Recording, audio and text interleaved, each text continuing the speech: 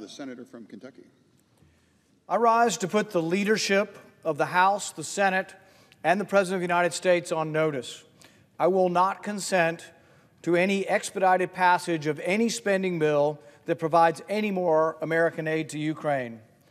It's as if no one has noticed that we have no extra money to send to Ukraine. Our deficit this year will exceed $1.5 trillion. Borrowing money from China to send it to Ukraine makes no sense. It's not as if we have some sort of rainy day fund sitting around, trillions of dollars at a pot of money, and we're just going to send that to Ukraine. We're going to borrow it. When we borrow it and create new money to pay for that borrowing, we create the inflation that is plaguing our economy. Since the beginning of Russia's war in Ukraine, the American taxpayers provided Ukraine with $113 billion. Over the 583 days of war, between February 24, 2022 and the end of the month, that averages $6.8 billion per month, or $223 million per day. There's a lot of things that we need to fix in our country before we borrow money to try to perpetuate a war in another country. When will the aid requests end? When will the war end? Can someone explain what victory in Ukraine looks like? President Biden certainly can't. His administration has failed to articulate a clear strategy or objective in this war, and Ukraine's long-awaited counteroffensive has failed to make meaningful gains in the East. With no clear end in sight, it looks increasingly like Ukraine will be yet another endless quagmire funded by the American taxpayer. That's why public support for the war is waning. A CNN poll from August shows that a majority of Americans now oppose Congress authorizing additional funding to Ukraine. And now there are those in the Senate who would refuse to listen to these voices coming from a war-weary nation, and who would hold the federal government hostage by inserting $24 billion more for Ukraine. They're talking about saying the only way government stays open, the only way we avoid a shutdown, is by shoveling more American taxpayer dollars to Ukraine. They're going to link keeping the government open with more money to Ukraine, and I'm here to say that I'm not going to agree to it, and I will not let them shut down the government simply because they want to send more of your hard-earned tax dollars to Ukraine. Either the American people fund an endless war in Ukraine, or the uniparty threatens to shut down the government. This is a clear dereliction of duty, and I will not stand for it. Colleagues, as representatives of the American people, you should not stand for it either. The bill that comes for us should be about funding our government, not somebody else's government. I will not give consent to a bill that includes funding for Ukraine in keeping our government open. As elected officials, we have an obligation to pursue a foreign policy that advances the security and prosperity of our country. Funneling billions of dollars that have to be borrowed into the meat grinder of eastern Ukraine does neither.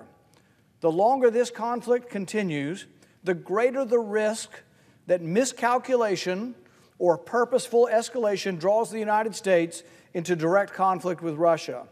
Russia's military may have a bloody nose, but Moscow still maintains the largest nuclear arsenal in the world. Let's not pretend that the U.S. involvement in this war comes without risks.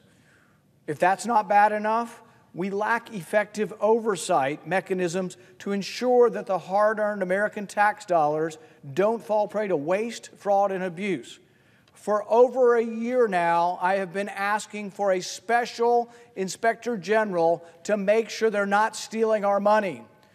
We've had one in Afghanistan, and he and his team of economists and technicians have overseen and found billions of dollars worth of waste that they've saved. We need the same thing in Ukraine, a special inspector general to make sure they're not stealing our money. When that has come before a vote in the Senate, the majority party in here says, no, we just want to spend the money, we don't care. Some Republicans have gone along with this as well, and they have voted against an inspector general.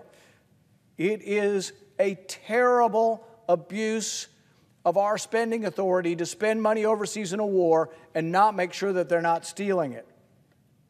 So in addition to the colossal cost of the war, we end up paying a corruption tax. Ukraine is one of the most corrupt countries on the planet, maybe second only to Russia. Corruption runs deep in Ukraine, and there's plenty of evidence that it has run rampant since Russia's invasion.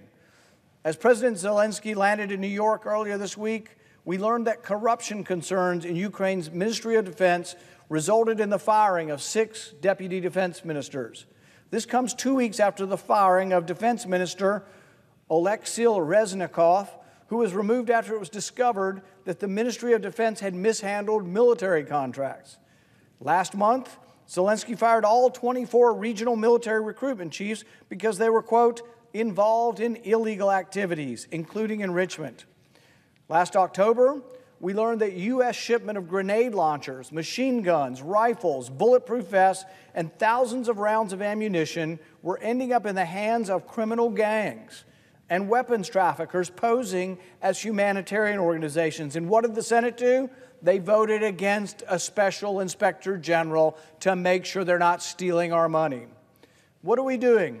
Is this fair to the American people? Millions of Americans are struggling each day to make ends meet. Millions of Americans are struggling to provide for their families and put food on the table. Can we honestly look our constituents in the eye and tell them that this is a good investment of their dollars? Some say the war in Ukraine is a fight to save democracy. But those who say that need to be honest with themselves. Ukraine is far from a shining example of democracy.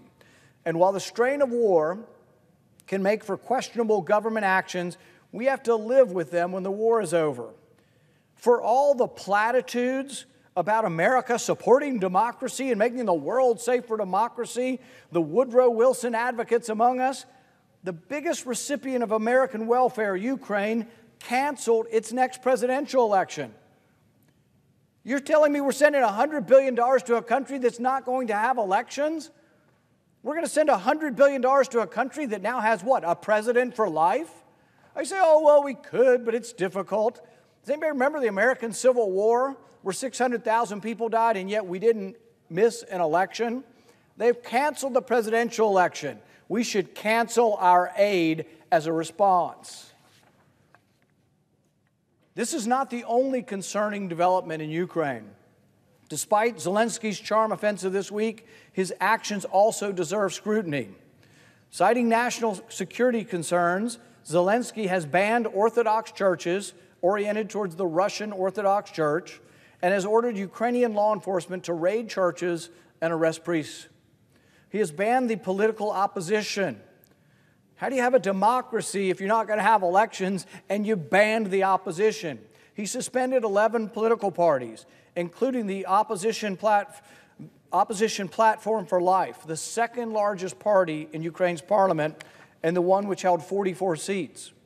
He has attacked free speech by banning opposition media and increasing his government's regulatory power over journalists.